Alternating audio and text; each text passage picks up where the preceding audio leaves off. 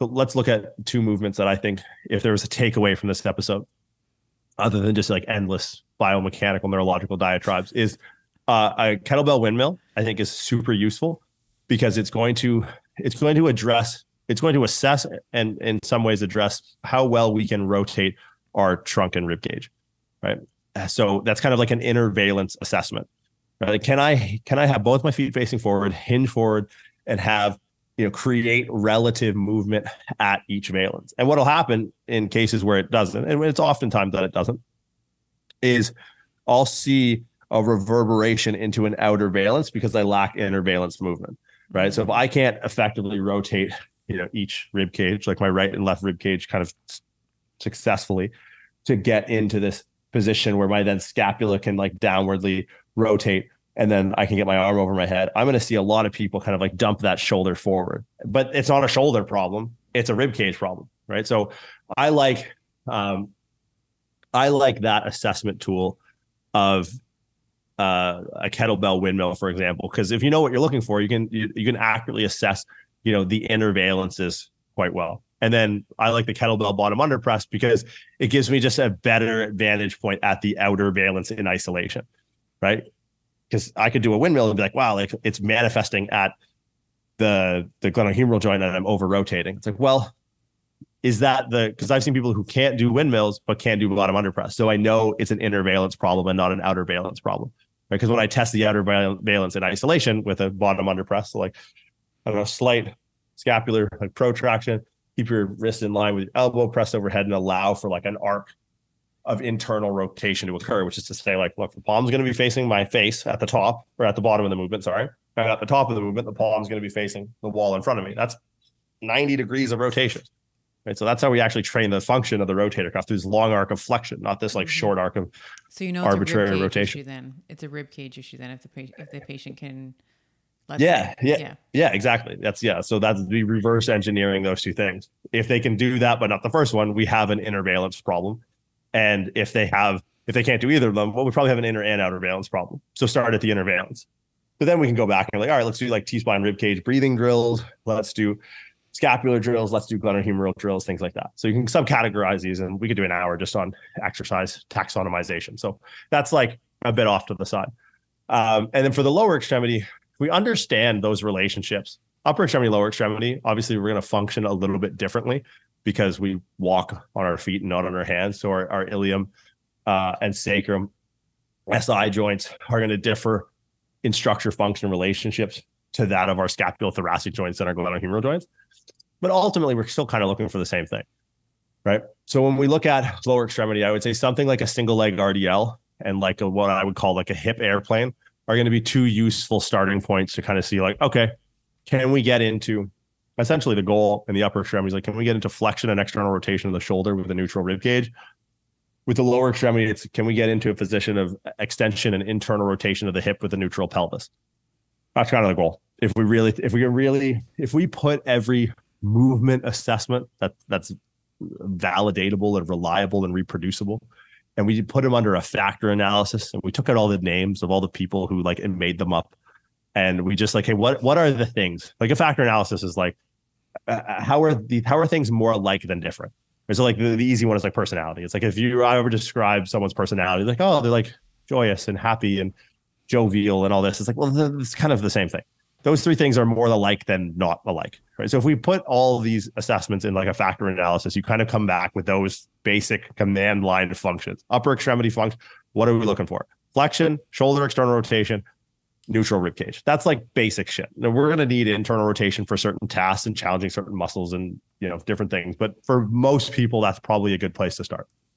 Lower extremity. What's the Bohr diagram for the lower extremity? So on the upper, it's like diaphragm is the nucleus, rib cage, scap, humerus, and then what would be the Bohr diagram for the lower body? Okay, if we wanted, it's going to be slightly different, and I actually the answer is going to be gait cycle mechanics.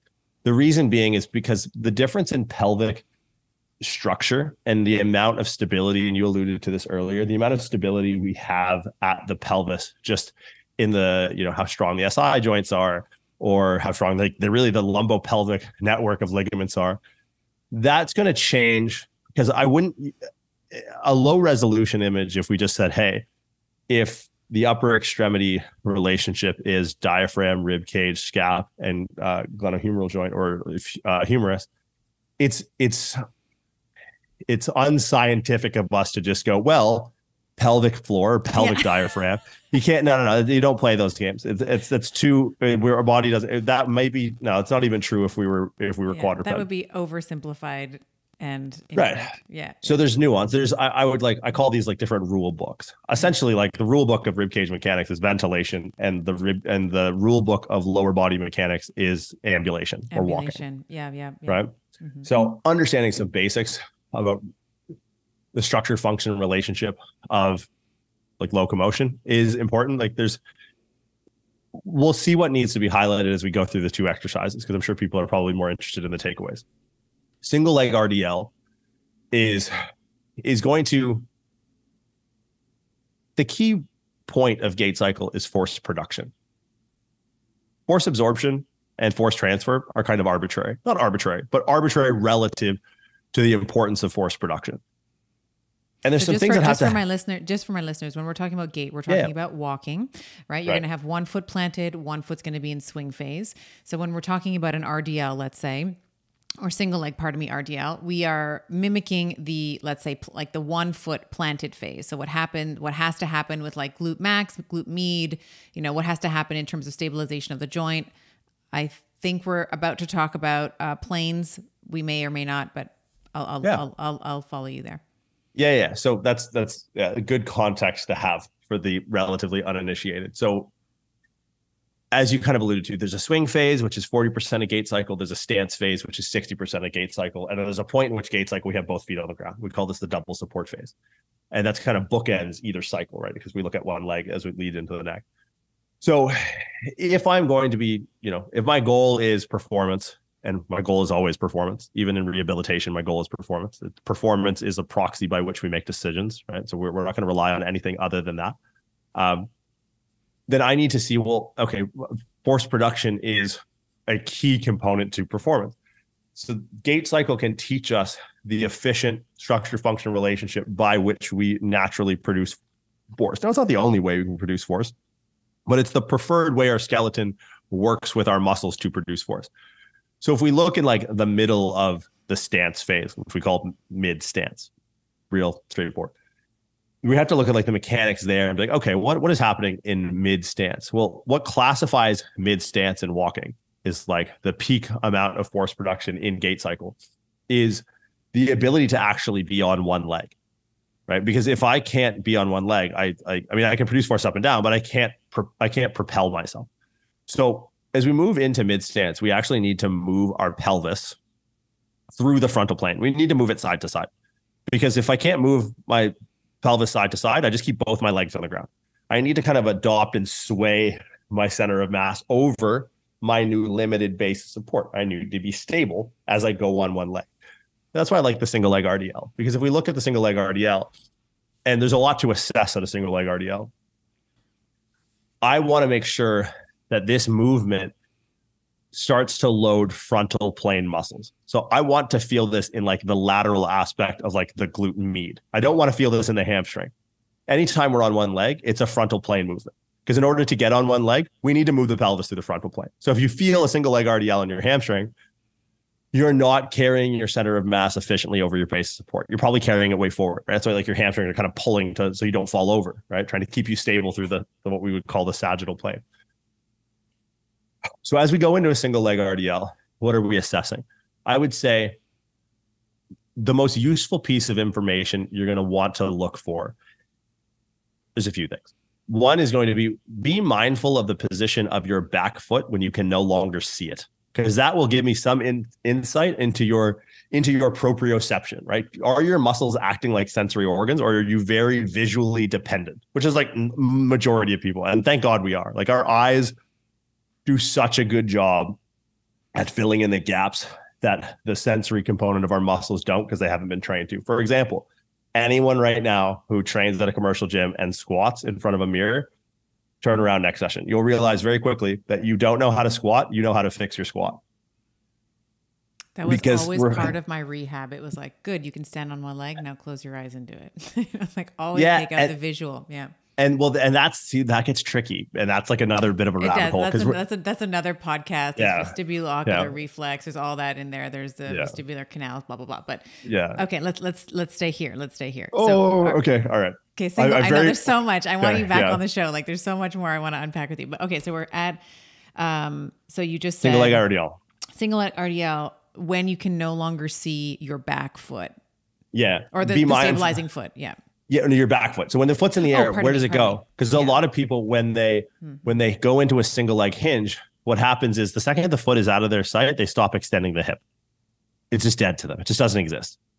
Right. So if I have my plant foot leg on the ground, I'm trying to drive my back leg into the air as I go through the single leg hinge.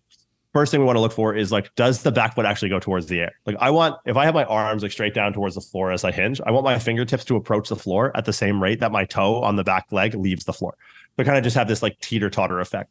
Yeah. Most people can hinge effectively from the upper body or from the waist up, but not that inverse teeter-totter effect from the waist down because they can't see it, right? Mm. The second thing we're going to look for is actually going to stay fixated on that back leg, right? So as we look at that back leg, what we're going to do is we're actually going to look at the position of the foot. And I want you guys to kind of see, there's so much data to collect. There's so much input, but knowing where to look makes your job so much easier. Because your job, even if you're just an avid, as Gabrielle Lyons would say, a NARP, a non-athletic real person. I think I use that correctly. A what? I don't know. It's a term that she made up. A NARP. If you were not a kid or an adult cop or something. What am I? It sounds bad. Of? Yeah. Oh, you're thinking of a narc. A narc. That's what I'm thinking of. Yeah, a narc. Snitch. So your job is your goal should be to make better decisions faster. So knowing how to synthesize information, knowing where to look is really useful because of I want to look at the back foot, but the back foot isn't the thing I'm concerned about, right? If someone does a hinge and their back foot is facing the other side of the room, this is a fail, or this is something that needs to be intervened on. And this is where most people are gonna end up. Because what'll happen is they go into a single leg RDL and they're gonna sort of adopt this fixated, externally rotated hip position. And the easiest way to notice that is then in the other foot that's just along for the ride, the toe is gonna be facing the side wall rather than staying down to the ground. Right. If I can put my pelvis in a position where my hip extension keeps that back foot pointing towards the ground, I know in order to do that, I've moved my pelvis through the frontal plane, so I create internal rotation of the stance leg hip, which is how we produce force. So if I see someone go stand on one leg, hinge, and they're getting up onto their toes, I feel it in my hamstrings, and their back foot is 2 inches off the ground. It's this is a pretty concentrated view at their strategy of producing force. If I put them on a leg press, it's how much force are you producing with the muscles we want you to produce it with?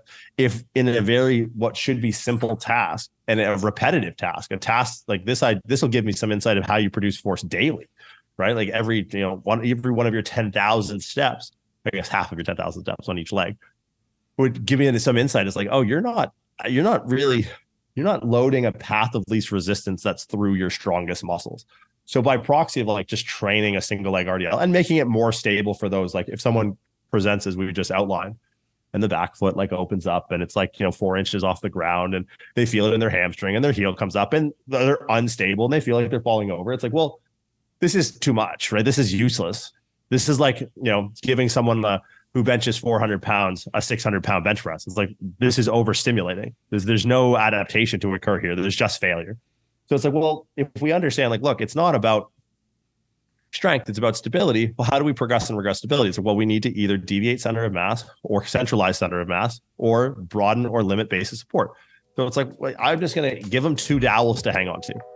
Because in the current parameter of the net vectors net vectors, vector being force with direction, of them trying to accommodate for where their center of mass is and where their base of support is on one leg is too much. We're not getting into the positions that we need to. It's a 600-pound bench for a 400-pound bencher, overstimulating. There's no adaptation to occur.